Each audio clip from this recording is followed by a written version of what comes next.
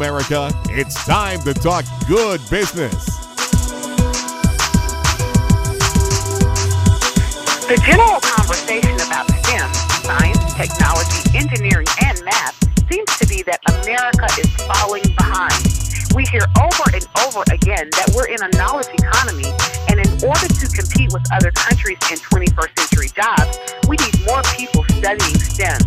Our guest today, Ronnie Thomas, is here to share how you can engage your children in STEM or STEAM careers.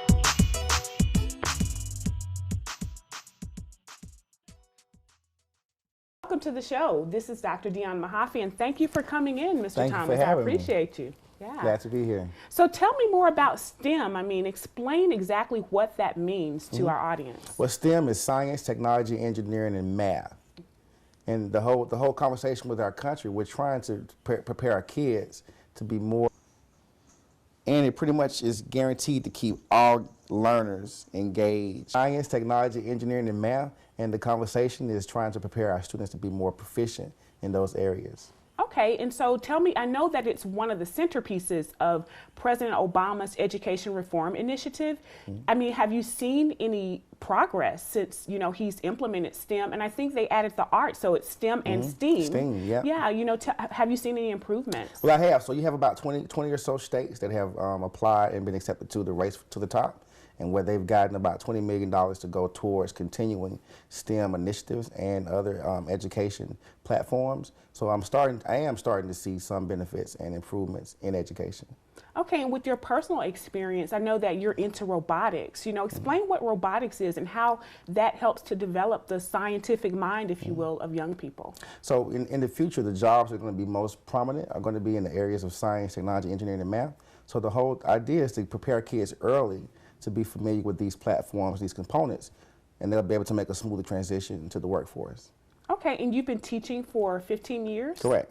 And what about Fun Weird Science? What do you do with Fun Weird Science? So Fun Weird Science is our enrichment where we service kids after school, during the weekends, and in the summertime, where we expose them to hands-on science through robotics, computer science, rocketry, and engineering design process. And you go from state to state. I mean, wherever you're needed, you put on workshops. And what does a day in the life, if you will, of a kid that participates in a STEM Saturday program? So with our STEM program, they come in, it's normally a 4-hour block where they would come to our sites. And from the moment they hit the door, we're engaging in hands-on, minds-on activities. And, many of our kids consistently say, is it time to go already? It seems like we're only being for an hour. So it's, our 4-hour sessions, and from the moment they're there, we're working continuously on engaging them in these platforms. And I know you've worked with universities, HBCUs, you've worked with Morehouse, you have an initiative at Morehouse College, and you're, reaching out to Howard University and other universities to implement your programs there, Morgan State and other HBCUs. You're an HBCU graduate yourself, right? Yes, Alabama State University. Okay, and so you learned about science and fell in love with science through your experience, on your college campus? Correct. Okay, and so tell us about the age group. What are the age ranges? So we're targeting K through 12 students. We also provide professional development for teachers as well. Okay. So our programs are pretty accessible to kids, all level learners and all age groups. Okay, and what about teachers? What do you do for teachers? So we model appropriate STEM implementation for teachers to show them how to make science more fun and how to better implement these concepts in their classroom.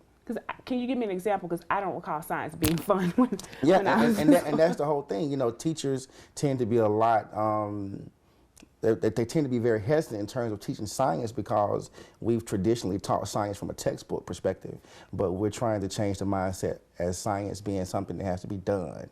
So we go out to schools and we work with teachers to show them how to make science engaging for their students. Okay, I mean, that's great information. I think a lot of teachers would enjoy having additional resources to engage their students in their classroom.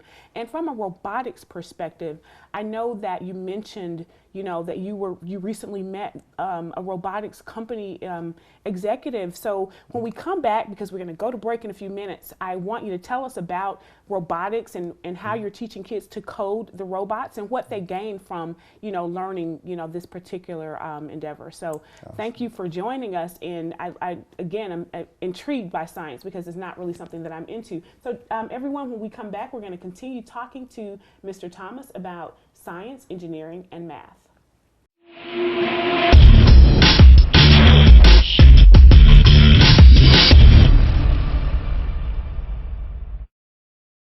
This is S.T.E.A.M, a robotic ball. It's a powerful learning tool. It reinforces computer coding and programming with students and pretty much adults of all ages. There are over 30 apps. The company is based in Boulder, Colorado. The company is called Orbotics, and you can find S.T.E.A.M at GoSPIRO.com. For teachers that may be interested in using their classroom, there's a curriculum already available on their site as well.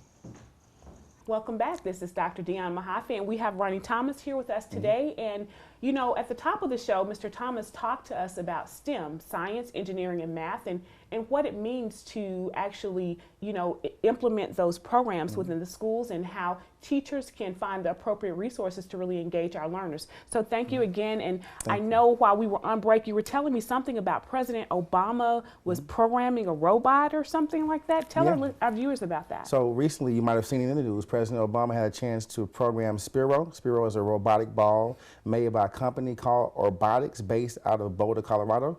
And pretty much with the ball, the kids are able, and I mean, anybody can really, you know, use it, but I use it in terms of accessing, exposing to kids. Just met the owners of the company. Yeah, had a chance to meet the founder, the creator, and some of the top officials with Orbotics out at CES in Las Vegas. Okay, and I mean, CES is always a great conference. I love that conference. So again, I don't have a scientific mind, so I'm really trying to understand, and I didn't particularly like science when I was in school, although I do understand coding and I do code. So I know why, you know, children should really become involved in technology and science and math.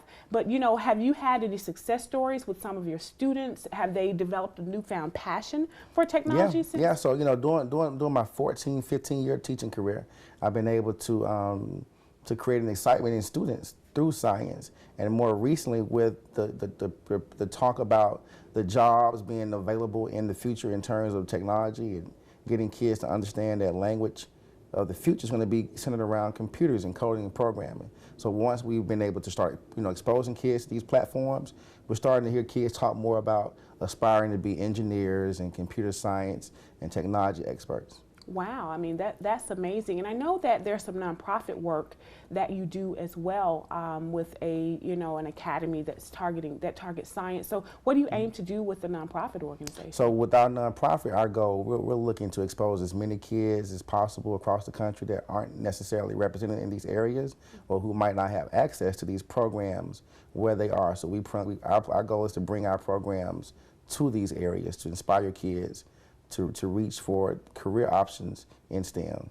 So I know that there's a gap definitely between ethnic groups and you know, majority America, and then between Americans and globally, the world. So can you expound on that a little bit? Yes, it's a really good documentary called 2 Million Minutes, where the producer of the film, he followed 6 high school students, 2 kids in America, 2 kids in India, and 2 kids in China. And he pretty much said, from the time they're in high school, from 9th grade to 12th grade, it equals 2 million minutes. So his goal was to follow them to see how they use those minutes. And he found that the kids in America filmed 2 million minutes. The producer sought to find how students were using their time in high school. So he followed 6 students, 2 kids in America, 2 kids in India, and 2 kids in China. And what he found, the kids in America tend to be a lot less proactive about taking their education seriously compared to the kids in Asia and India.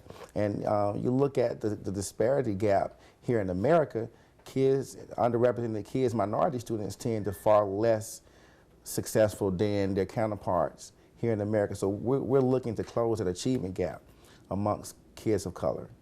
Okay, I mean, and I know there are a lot of programs out there that are, you know, doing the same thing, but what makes your program more unique? What's unique about your program? So I think the cool thing about our program, kids are able to see someone that looks like them, that loves life, that makes, you know, learning fun.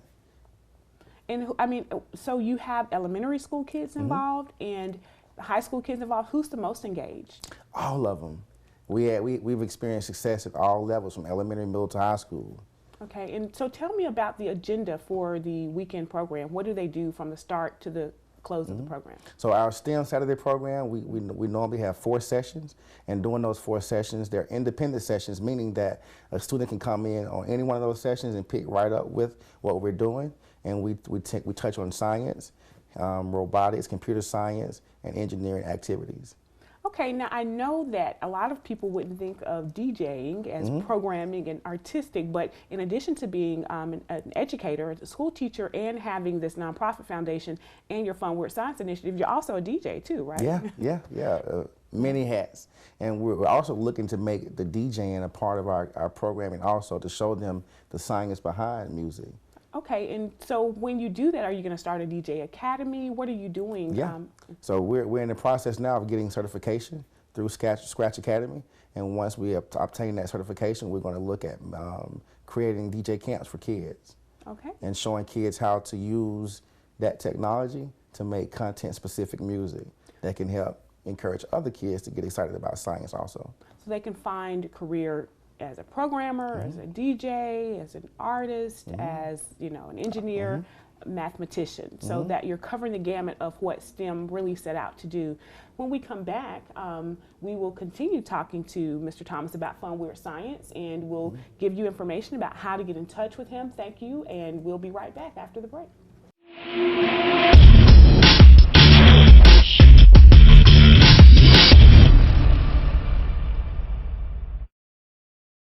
Be used to reinforce physics, linear relationships between time, speed, and distance.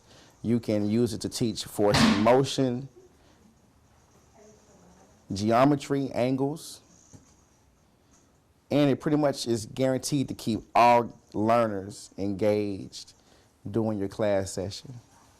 Welcome back, and if you've been tuning in, you know that we have here with us today Mr. Ronnie Thomas. Ronnie Thomas is an educator who also has founded a program called Fun Weird Science, and he's a DJ. So he's here sharing information about STEM science, STEM, which is science, engineering, and math, which is President Obama's initiative to help close the gap of preparing our children for 21st century careers. So welcome back. Now tell us, more about your classroom and some of the curricula that you're currently, doing right now with your students. So right now we have 2nd grade students learning about constellations. So to make that subject matter a little bit more exciting, our students are working on making a inflatable star lab.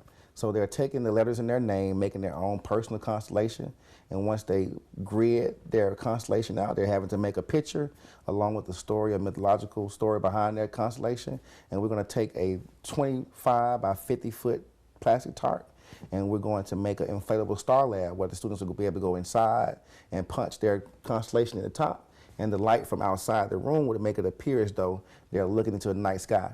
So, where we have kids that may not be able to stay up as late to observe the night sky, we're going to bring that night sky to the classroom and make it more exciting for them. Okay, and so I know, as we mentioned before, Fun Weird Science goes all over the country.